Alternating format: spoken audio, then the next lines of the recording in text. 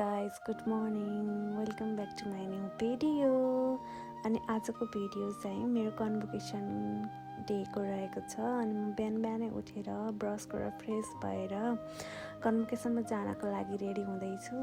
अनि त्योभन्दा अगाडि चाहिँ मेरो लागि हामी होटलमा बसेको थियौँ नि त।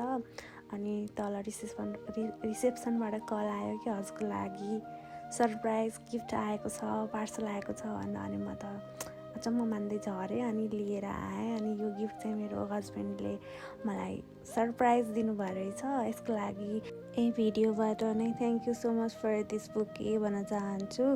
सँगै हुन मन त थियो यति ठुलो दिनमा, तर के गर्नु होइन, बाध्यताले टाढा नै छौँ हामी भन्दै मिस यू माया भनेर। अनि म चाहिँ कन्भोकेसनमा जानको लागि रेडी हुँदैछु।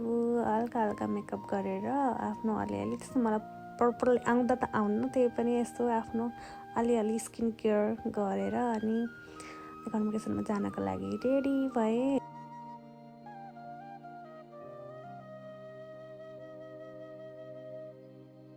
म चाहिँ मम्मी हुनुहुन्थ्यो नि त, मेरो मम्मीसँग गफ गर्दै मेकअप गर्दै अनि गर्दैछु। उता मम्मी पनि रेडी हुँदै हुनुहुन्छ, यता म मम्मीसँग गफ गर्ने अनि आफ्नो मेकअप गर्दै खुसी हुँदै गरिरहेको छु।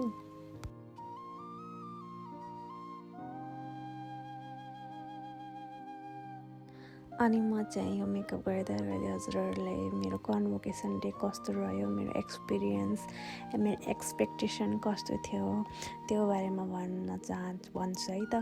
अनि म चाहिँ यस्तो एक्साइटेड भएर जाँदैछु कन्भोकेसनको लागि। अरूहरूले भन्न त भन्थे एकदम भिड हुन्छ, केही त्यस्तो राम्रो छैन व्यवस्थापन भनेर। खै व्यवस्थापन भन्दा त राम्रै छ, त्यत्रो सिटहरू छ, बट फ्याकल्टी वाइज राख्ने बस्ने भनेर लेखेको पनि छ।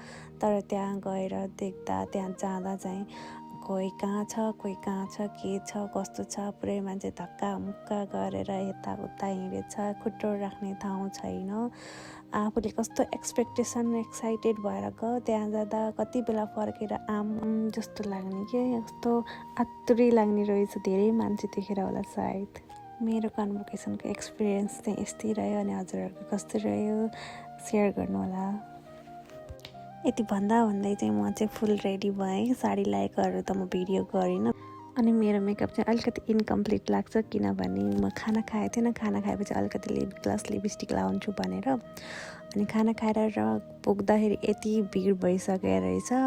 अनि हामी गएर त्यहाँ बाफ्रे मान्छे देख्दा जो किन धेरै त किन नहुने नै भयो, तर पनि आफूलाई आतुरी लाग्ने। म चाहिँ बुकेसित खुसी हुँदै भिडियो बनाउँदैछु। अनि मान्छे भएर अलिकति मलाई बोल्न लाज लाग्छ नि, हल्का हल्का क्लिपहरू भिडियोहरू गरेँ। अनि साथीहरू त्यहाँको क्राउड हल्ला सुन्न सक्नुहुन्छ कस्तो छ बाफ्रे।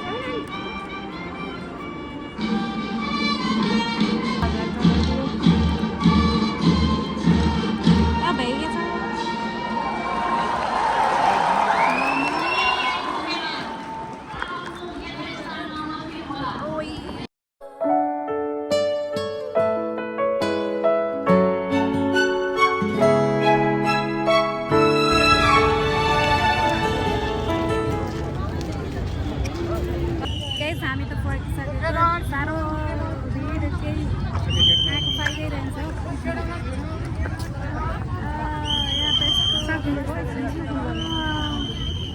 हामी चाहिँ कन्भोकेसन सिटेर रिटर्न हुँदैछौँ, तर त्यहाँ त एकदम गन्जागोल हुँदो रहेछ। तर के गर्ने, यति डर गरेर आए पनि त्यस्तै रहेछ। उहाँ गएर बस्ने सिट नै छैन, केही व्यवस्थापन चाहिँ राम्रो छैन।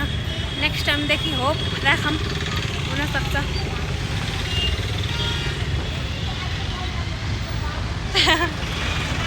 अनि साथीहरू त्यही दिनमै कन्भेन्सनको दिनमै क्रिसमस डे पनि रहेको थियो। अनि हामी सिभिल मलमा आएर यहाँको डेकोरेसन हेऱ्यौँ अनि त्यही फोटो खिचेर फर्क्यौँ।